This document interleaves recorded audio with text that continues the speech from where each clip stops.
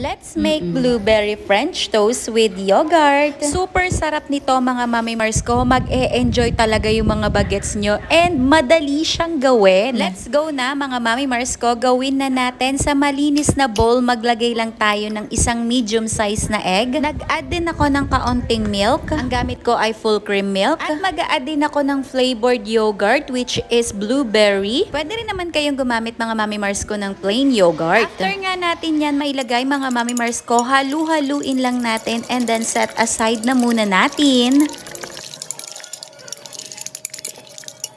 Next naman mga Mami Mars ko, nag-ready lang ako dito ng sliced bread. And lalagyan ko lang din siya mga Mami Mars ko ng blueberry jam. Kahit anong flavor naman ng jam pwede, nasa sa inyo mga Mami Mars ko. Kahit cheese pwede or unsalted butter. Pero kung hindi pa kayo nag-i-introduce ng sweets kay baby, kahit hindi na kayo maglagay ng mga ganito mga Mami Mars ko, plain na lang. Tapos Mami Mars ko, yung gagamitin nyo ring yogurt ay plain din. After nga natin malagyan ng blueberry jam mga Mami Mars ko, ilagay na natin yung isang sliced bread at isaw-saw lang natin siya doon sa ating egg mixture kabilaan mga Mami Mars ko. At hayaan lang natin ma-absorb ng ating tinapay yung ating egg mixture. Next naman natin gagawin mga Mami Mars ko, sa mainit na pan maglagay lang tayo ng konting olive oil. Pwede rin namang butter. At ilagay na natin yung ating mga tinapay. Once naluto na yung ilalim mga Mami Mars ko, yung kabilang side naman. Pero mga Mami Mars ko, hollow fire lang yan, baka naman masunog. At ito na nga mga Mami Mars ko, luto na. Actually mga Mami Mars ko